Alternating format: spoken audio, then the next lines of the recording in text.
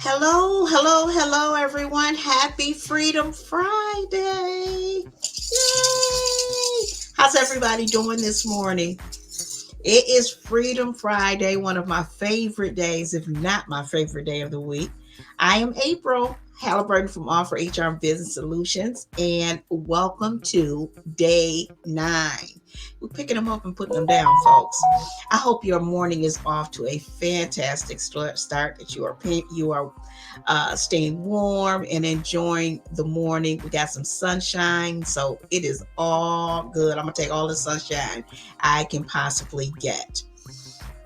So come on in and let's say good morning. Happy Freedom Friday.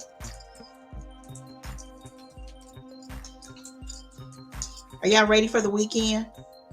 Are y'all ready for the weekend? I'm ready for the weekend. Absolutely.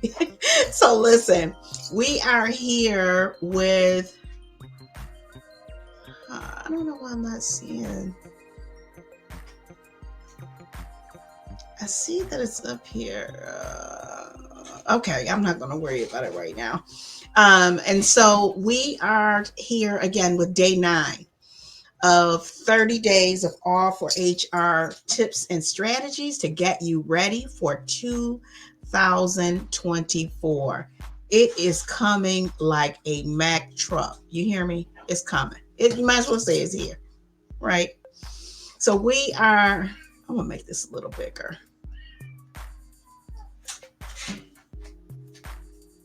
Um, so 30 days of HR tips and strategies to get you ready for 2024. And so what are we talking about on day 9? We're talking about 5 hidden costs of not having an employee complaint program in your business. When you come in, let me know if you have a employee program in your business, like a set whole program from beginning to end in your business. Everyone should have one. I don't whether if you have 2 employees, you need an employee complaint program. Okay, especially if you're planning on growing, right? And so today we're going to talk about some hidden costs, because not having an employee complaint system, the cost will be astronomical. Okay, not to mention the mental headache, the mental strain that it'll put on your business, and your employees and your company. Okay, so you really got to have an employee complaint system. And so employee complaint program outlines how an employee should raise a complaint and what steps your company is going to follow in the event a complaint is filed to resolve it. And we mean from beginning to end, because the last thing you want to do is drop the ball. Okay. So let's talk about the employee complaint system. So some hidden costs of not having a employee complaint program is escalation of unresolved issues. So you definitely want to need to have a program in place that's going to totally resolve the issue. You don't want to leave any stones unturned, right? So it's very important. You have to have formalized program, not informal, formalized, because in the event, God forbid, it resolves, it turns into a legal action. You're going to need to make sure your I's are dotted and your T's are crossed. So a formalized a formalized program, your employees are able to express their concerns on minor issues that can possibly escalate to major problems. Okay, and that's the key problem. You want to resolve it. The key issue is you want to resolve that issue as soon as possible. right? So you go in, you come in, and you say, this is the way we handle and resolve issues. So unresolved grievances will fester. They don't resolve themselves ever. Okay, I don't know, never. And those issues will create a toxic work environment. It hinders collaboration among your team, communication, and productivity. So you don't want to leave any complaint or issue unresolved and not investigated. Okay. So that's number one, escalation of unresolved issues. Is that a hidden cost? It can become astronomical. Okay. So it's important that you have a program in place at the beginning, folks. Don't wait until you think you may need one, right, to go scramble and get one. Because what happens is, if your employees don't know the right avenue, it take time. They don't feel like they have a way to resolve the issue or issues. Okay, so it's very important that when you have that employee program complaint program, that you talk about it in your new hire orientation, have it outlined in your employee handbook, okay, as well as a step-by-step program from beginning to end in your SOPs, okay? So that's number one. That's the hidden cost, escalation of unresolved issues. Number two, decreases employee morale and engagement. Absolutely. Absolutely. Though these are issues that they do not go away, and they roll over and spill out into your overall company if given the chance. Okay. And so not having the program in place, it makes the employees feel like they don't have a voice to express their concerns or their fears or misunderstandings. Okay, then they have a clear message that really don't value their safety. Because if you did value their safety, then guess what? You'd have the measures in place to protect them. Okay, so number two is decreased morale and engagement. Number three, legal reputational risk. Yes.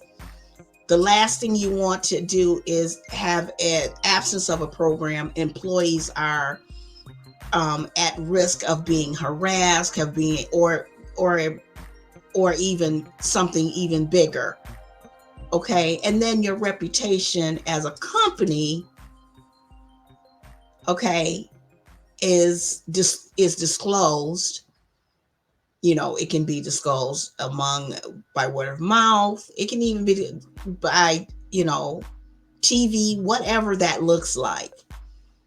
The point is, you should have a problem. You need a program in place for the protection of your employees and your company and your customers. Okay, so that's number three, legal and reputational risk. You do not need to put yourself at legal risk or your employees in harm's way. Those are things that will happen if you don't have the proper measures in place to protect them. Number four, damaged trust and employee relations. So your employees, you are damaging your the trust, and if you don't have trust in your employees, there goes your workplace culture out the window. They have to be a part of your vision. They have to trust that you respect and you want them safe. Okay, so you have to make sure that these things are in place. I talk about HR risk management. An employee complaint system is definitely a risk management tool. Okay, a HR risk management tool. And so, in absence of a complaint program, it will totally erode the trust of your employees, and it'll foster a us versus them culture because they don't feel safe, or they feel like you are protecting the person who may, or who's being, the allegations are against, as opposed to them. So if it is, say, a supervisor or a manager, then you feel like it's the managers against us, or it's the company against us, or I'm simply just a employee number. Okay, that is a work environment that you definitely do not want to have. You want to guard against.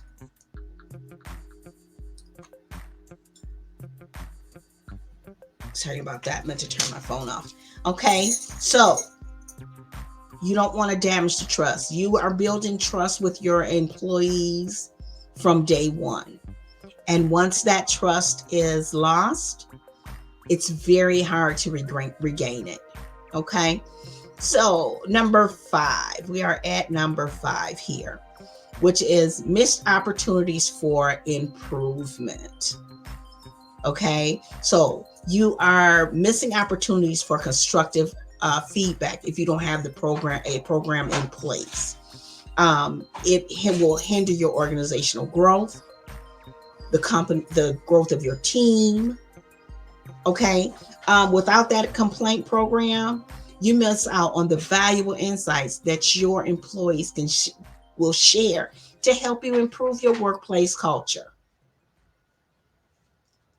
Okay, so it's very important that you have it in place. Let's talk a little bit about the what you need to to develop a employee complaint program. Spit it out, right? You want to define number 1, your program's objectives. What's the reason? Okay, why do you need to develop develop and implement a program in your business? That's an easy question, an easy answer. For the protection of your employees and your company and your customers. Okay. 2, make sure you are developing clear policies and procedures in your program that are easy for your employees to follow. Okay, don't input a whole lot of jargon, long paragraphs, and just a simple step-by-step guide is what your program should have. And it should be really accessible for whoever needs to review it to follow those steps. Okay. Number 3, make sure you design a user-friendly submission process. Your employees are already, if they're filing a complaint, they're already in a level of discomfort. Let's not make it any more difficult for them by having this, ambiguous process or program in place that takes forever for your employees to read to and understand how to get it done. It has to be user friendly. Number 4, establish confidentiality and a non-retaliation process. There should be no retaliation, and by no means you don't want whoever is making the allegations. You don't want them to make them feel as if they're being picked on, or they're being they're not trusted, or that they don't have your support. Okay, and that you as an employer is going to do everything you can to make sure they're safe. Okay.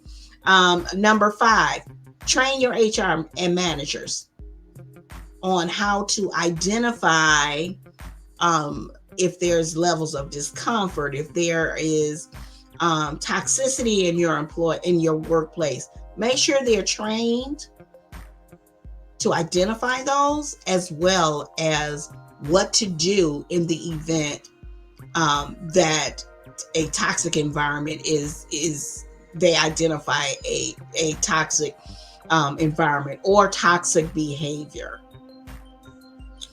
Up to point six, a neutral mediator. You may have someone, you may need to take that outside of your your company. You may be able to have someone in that is neutral, but it has to be someone who's trusted, and the matter needs to stay confidential, absolutely confidential. Make sure you thoroughly investigate all complaints. Okay, maintain all communications with all parties. Implement fair resolutions. Okay, everyone should be treated fairly. Document, and document some more. Okay. Analyze your trends in your patterns in your business. Are you seeing a lot of toxic behavior? Lord forbid you're having a lot of complaints. But it's important that you work on your workplace culture to alleviate these instances, okay, as best as possible. And seek feedback, okay, from your employees. So that's what we have. That's what we have. And in the employee complaint system program is one of the modules that we have in our HR Foundation program, which is now open, our Evergreen program. We also have the group coaching program that is that is opening in January, but registration is now open.